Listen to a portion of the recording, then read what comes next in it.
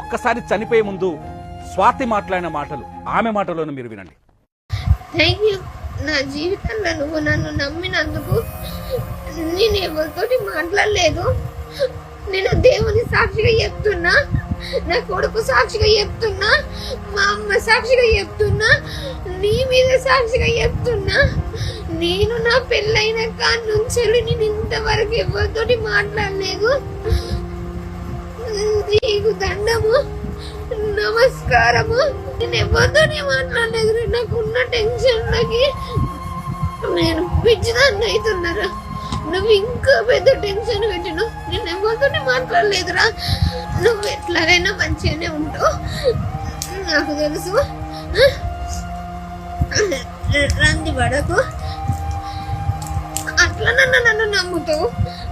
నా ఫోన్ నేను చచ్చినాక నా ఫోన్ చెక్ చేసుకో. నా ఫోను చెక్ చేసుకో. నేను చచ్చిపోయినాక నా ఫోన్ చెక్ చేసుకో, సరేనా? నువ్వు ప్రేమిస్తున్నావంటేనే, నీ ప్రేమ కోసం నీ అన్ని వదులుకొని నీతో వచ్చింది నీ భార్య అంటేనే నిన్ను నమ్మి కదా, నీ పైన నమ్మకం కదా. భార్యాభర్తల మధ్య ఉండాల్సింది నమ్మకమే కదా. ఆ నమ్మకాన్ని నువ్వు సమాధి చేసి భార్య పైన ఆధిపత్యాన్ని చెలాయించడం కోసం, భార్య అమాయకత్వాన్ని, మంచితనాన్ని ఆసరగా చేసుకొని ఆమెని నిత్యం వేధించడం వల్ల ఏం జరిగింది? ఎంత దారుణంగా చనిపోయిందంటే, ఆమె మరణం గురించి ఒక్కసారి చెప్తే మీకు కన్నీళ్లు ఖచ్చితంగా వస్తాయి. ఎలా చనిపోయిందో తెలుసా? ఓ సెల్ఫీ వీడియో రికార్డ్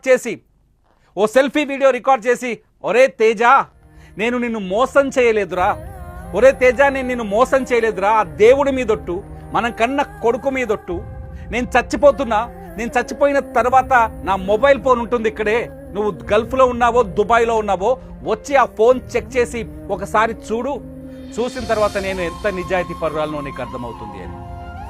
నిజంగా ఆమె మాటలు వింటే గుండె చెలించిపోతుంది.